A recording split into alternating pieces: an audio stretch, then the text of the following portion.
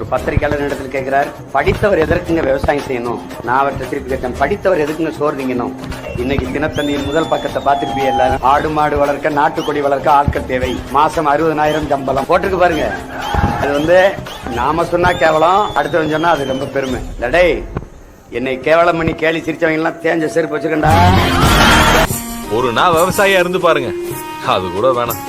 ஒரு நாள் விவசாயி கூட இருந்து பாருங்க, அப்ப தெரியும் விவசாயியா இருக்கிறது எவ்வளவு கஷ்டம். பயிரிடுறவனும் கடவுள் தான்.